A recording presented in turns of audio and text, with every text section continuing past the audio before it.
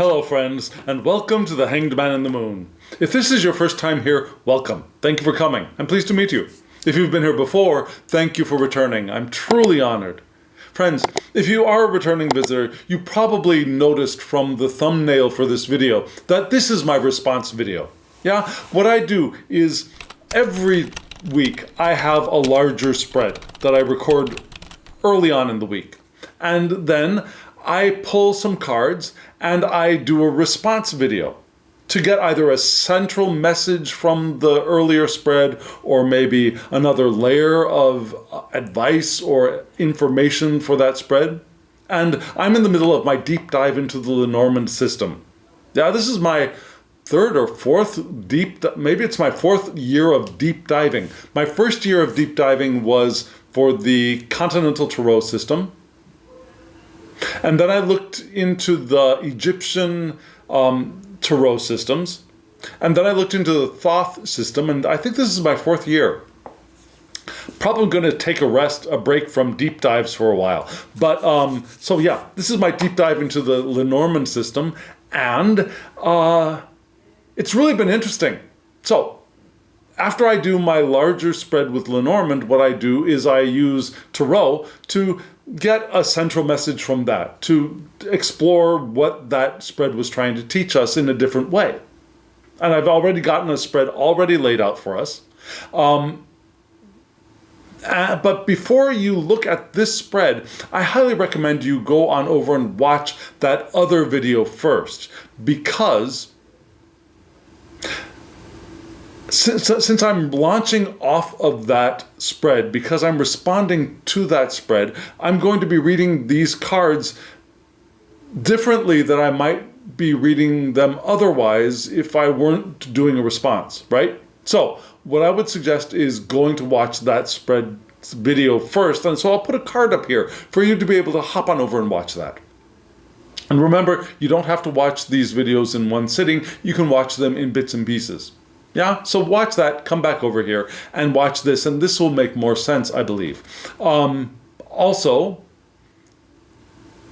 just in case you did watch that other video, but it's been a while, you want a little bit of a refresher, yeah? The spread, I think I called it Good Fortune. I think I called it Good Fortune.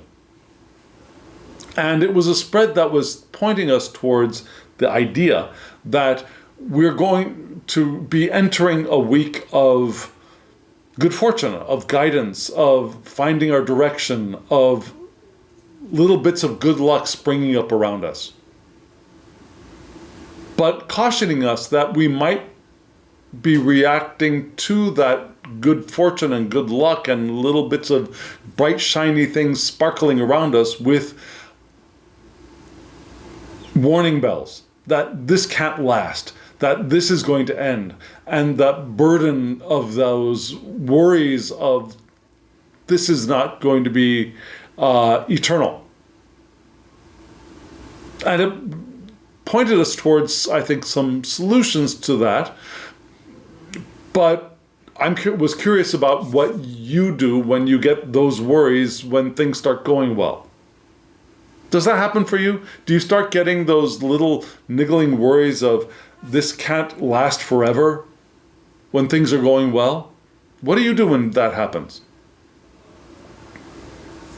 I think that spread was pointing us towards finding some quiet time, some space, maybe even meditation, to look within and feel that truth that we are the source of our own abundance. Yeah? And that our good fortune can flow from that. So, let's see if that's correct. Let's see if this spread is going to confirm or deny the reading I did with that Lenormand spread. What do you think?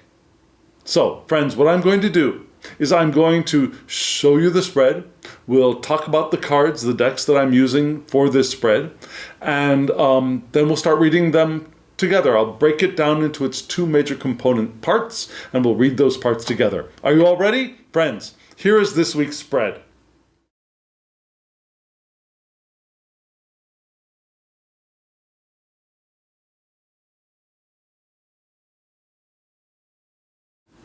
What do you think of these two decks? Now, the Oracle deck, no, just in case you were new here, there were two very different kinds of decks used in this spread. The three cards on top, they are from a tarot deck. The three cards on the bottom, they're from an Oracle deck. And this is the third week in a row that I've used an I-ching Oracle. This I-ching Oracle is also mass market, and there will be a link in the description box below if you're interested in getting this deck. It's a wonderful three-color, maybe two-color deck. Yeah, it's got black and it's got sepia. And then there's the white background, right? So it's a beautiful deck, a beautifully drawn deck, a beautifully considered deck, I believe. I believe it is repurposed art. But lovely, very wonderfully done. The three tarot cards you saw, and yes, they are tarot cards. Did you notice the titles? The titles are different.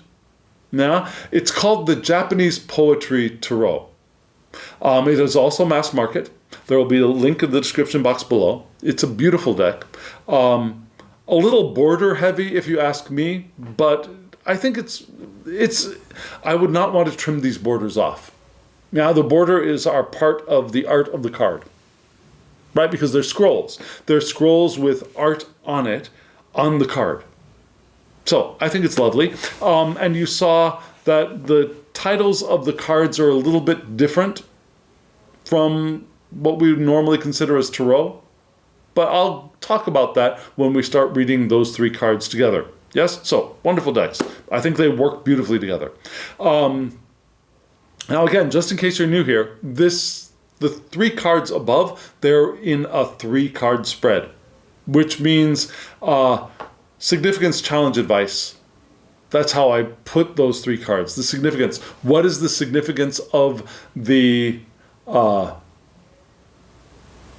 Lenormand Spread that I read previously? Because the question is, what is the central message of the Lenormand Spread? So that is the significant answer. The second card is the challenge, something to either reach for, to strive for, yeah, or on a more negative sense, the obstacle, something standing in our way, that kind of challenge. And the third card is advice. Yeah, so I did those. And then the three oracle cards below, I laid them with the intention that they would modify the tarot cards above them. Like an adjective modifies a noun. Now they would modify and give more color to the meanings and the significance of the tarot cards above them.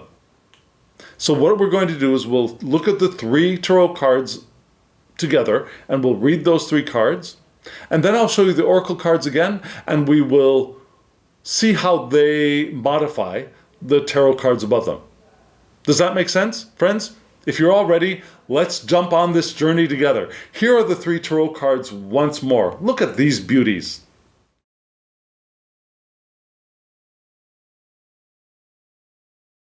Friends, the name of this deck again is the Japanese Poetry Tarot.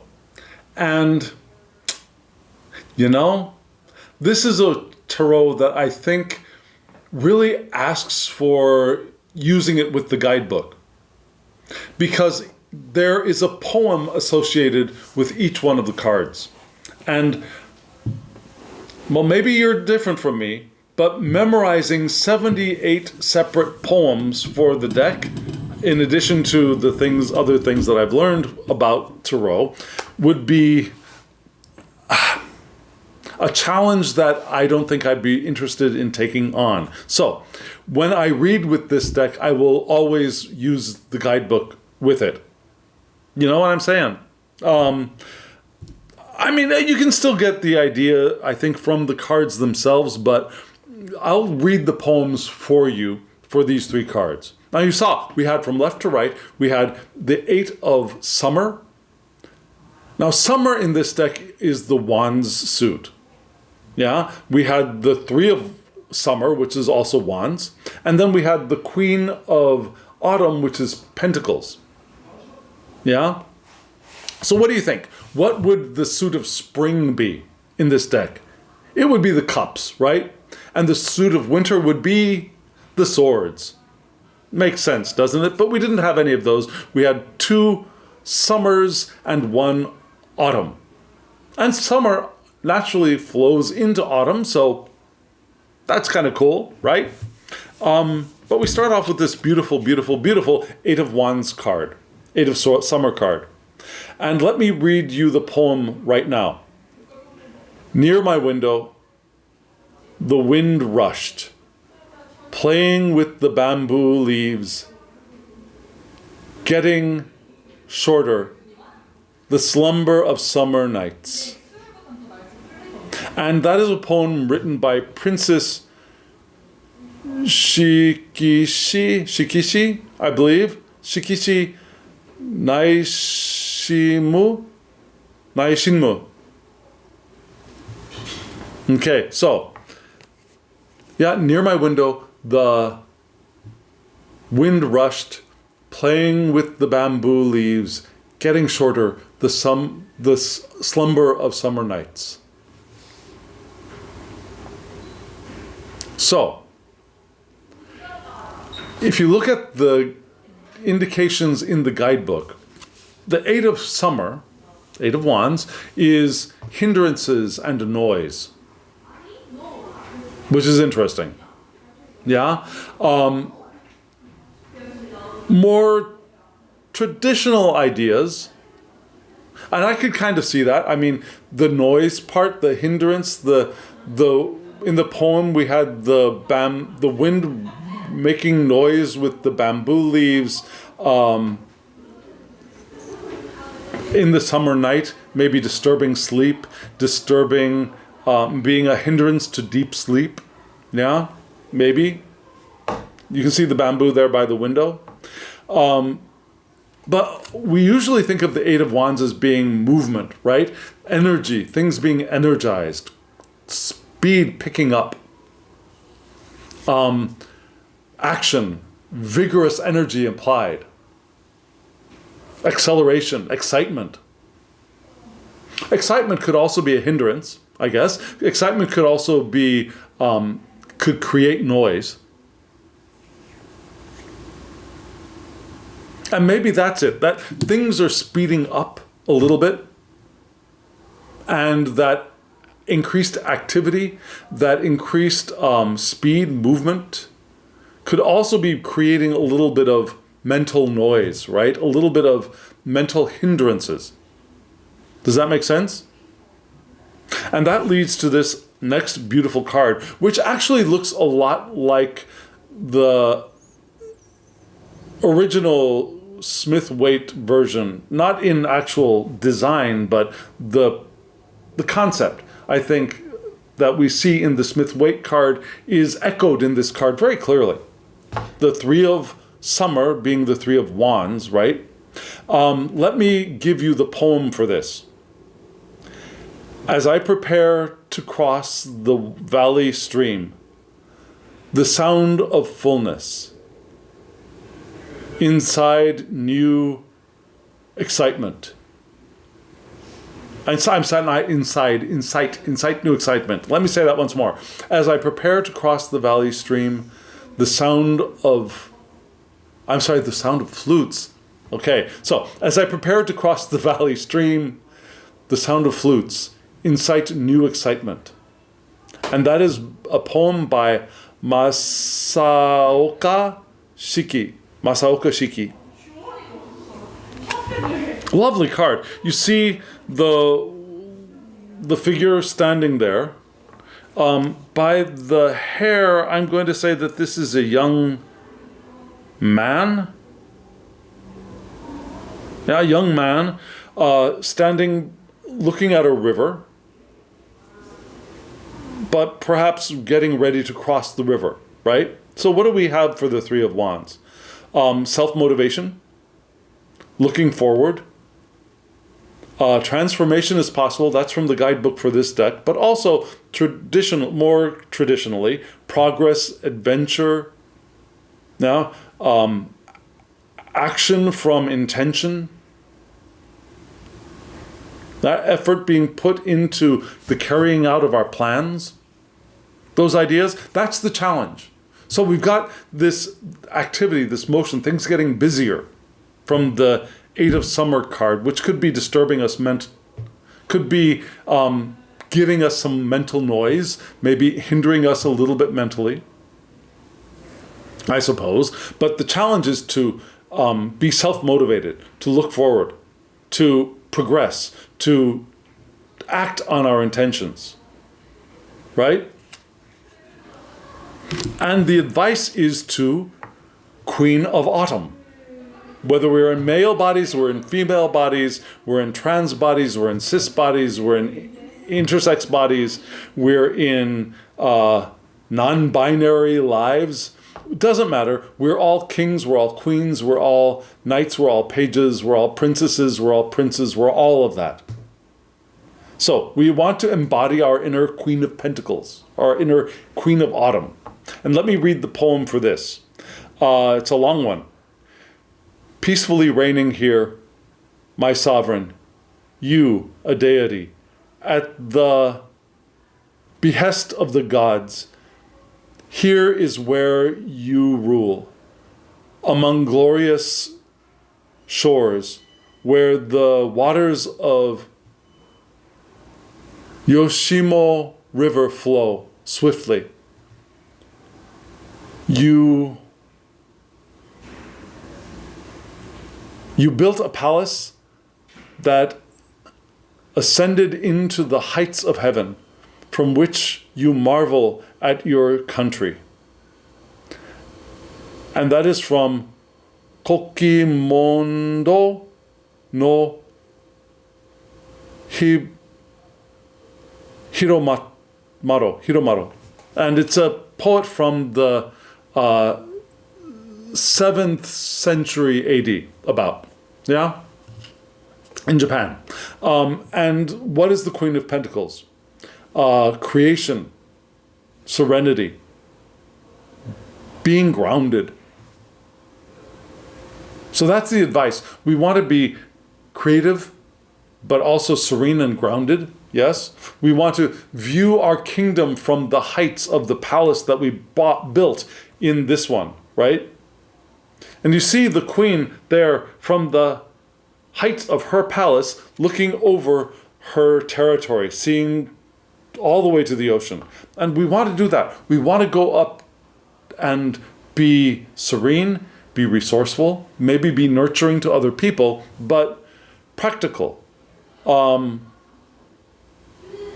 Being secure in our resources, being noble and charitable, and recognizing that we have everything that we need, like the Queen of Pentacles or the Queen of Autumn might feel. So that is the advice for us. That in this time of increased activity that might be causing a little bit of noise, and our desire to progress, be adventurous, be self-motivated, look forward, we want to do that from a place of being grounded and serene, and maybe from the heights of our tower. And if we remember that tower, that removal from, so it could be removal separating this way or removal separating this way from the busyness of the world around us. We remove ourselves to see clearly, to see within, maybe get some insights from within, but also to see broadly, as in the tower, in both the Lenormand card and in this palace that the Queen of Pentacles, or Autumn, has built for herself. Does that make sense? So that does seem to be the advice of both the Lenormand spread and this spread, which means that I can see that this spread is supporting what we saw in the Lenormand spread together. Right? Yes? Okay, friends. So we've got 3 I-ching oracle cards to look at to modify these 3 tarot cards. Are you ready to see those cards again? Well, here they are right now.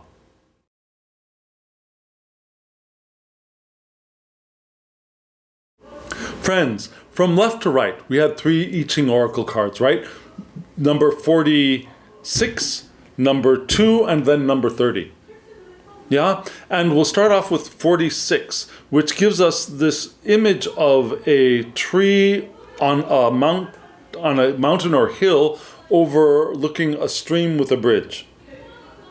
Right? And the title of this the hexagram is growing.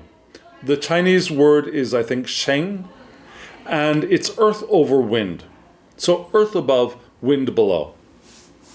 And this is an oracle card of, a hexagram of rapid growth and obstacles easily being moved aside. Yeah? And we're suggested to have confidence, have faith, engage our drive, our willpower. Also, we want to learn and work to progress and to grow.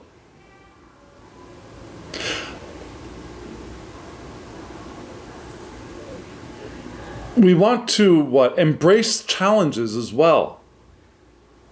Embrace our challenges with belief, with faith in ourselves.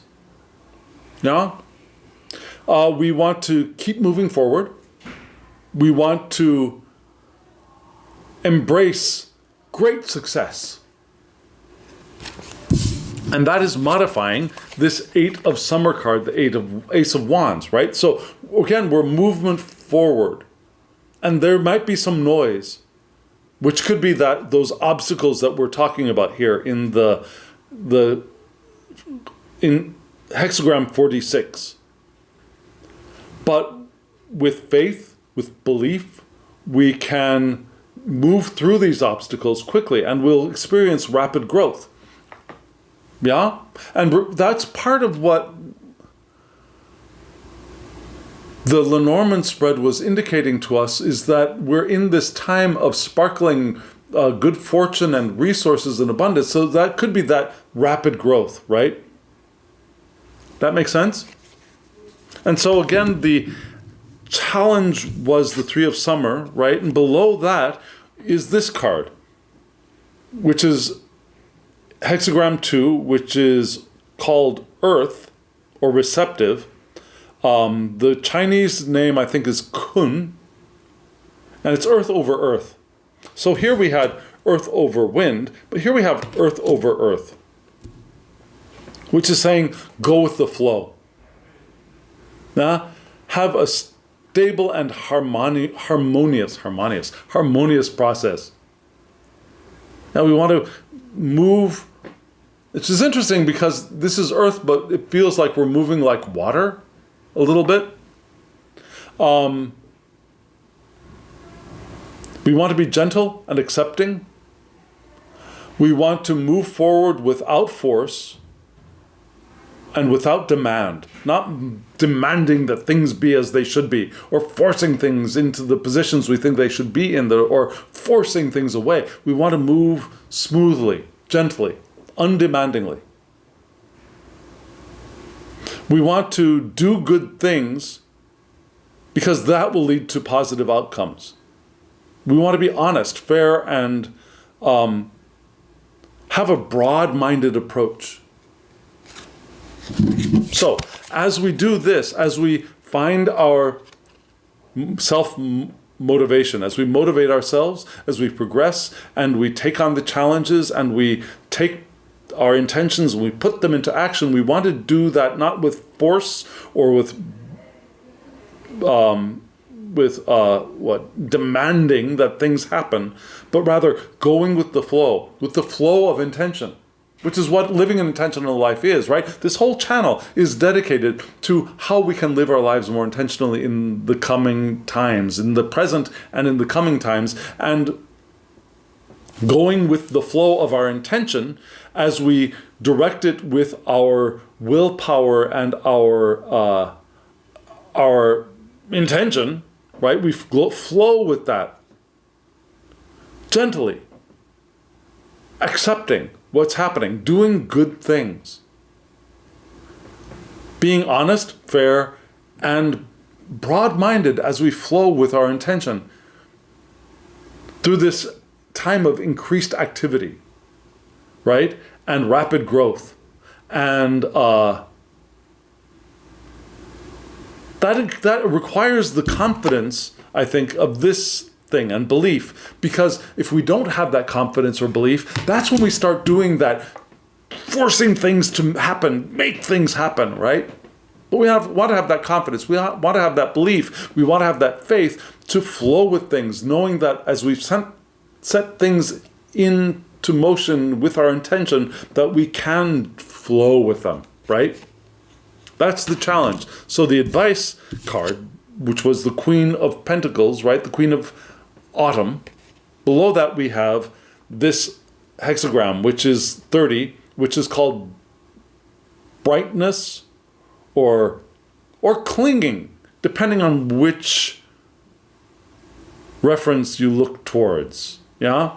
This was one where different references seem to be a little contradictory. And the Chinese pronunciation of this hexagram, I think, is Li. It's fire over fire. So we had earth over earth.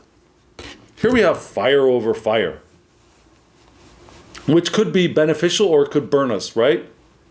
And this is under the Queen of Pentacles, which was creativity, serenity, rising up and looking out over from our tower, from our high perch in the palace that we built.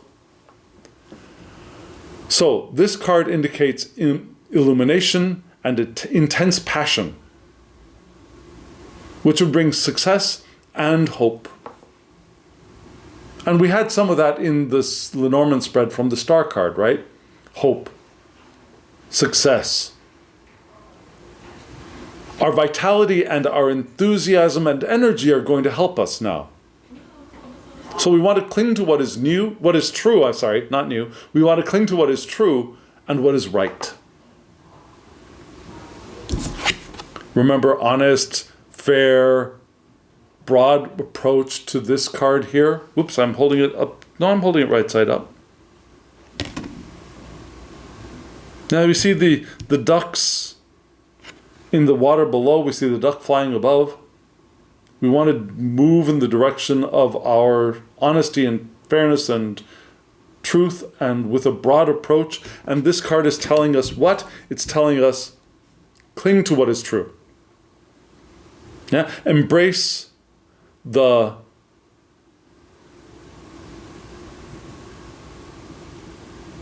life with a positive attitude, with a fervent heart, and things will work out okay.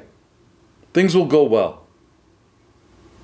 We also want to maintain our balance and not overreach. Yeah, we don't want to overexert. We don't want to overreach. We want to uphold our inner light. We want to seek for fuel to feed our inner spiritual life. Remember that solitude indicated in the Lenormand spread, right? Taking a step back, stepping above the fray. Yeah, finding our inner fuel to fire our spiritual life will help. Our balance will help. But also our passion and our hope and our enthusiasm will help as well. But again, not the enthusiasm, the kind of enthusiasm, but the inner fire of enthusiasm that upholds our serenity. Can that make sense for you? Our enthusiasm and our intense passion upholding our serenity rather than disturbing it. If we can do that, we're going to do okay. Now, passion upholding serenity. Passionate serenity. Passion upholding serenity. Maybe that's the title of this video. Passion upholding serenity. Maybe. I'm workshopping here for you. But does that make sense? That's how we're going to, I think, navigate the good fortune that the Lenormand Spread seem to be offering us and pointing us towards. So, this is a good thing, friends. This is a really, really good thing. And it's a little bit challenging, I think. At least for me, it's challenging. Is it challenging for you? If it is, let me know in the comments below. If it does not feel challenging for you, if it seems like, oh yeah, sure, that's how I live every day of my life, let me know in the comments below. Maybe I can get some good advice from you. So friends, that is it. Thank you. Thank you for joining me on this journey through this spread. And thank you for doing all those things that you do. Hitting the thumbs up button, subscribing, etc. And again, in just a moment, my online tarot shop's QR code and web address will be up for your perusal. Go take a look. You can order a spread for yourself, for a loved one, for a friend, for an enemy, anyone. And now, as always, I wish you love, joy, well-being, and pure awareness. Thank you.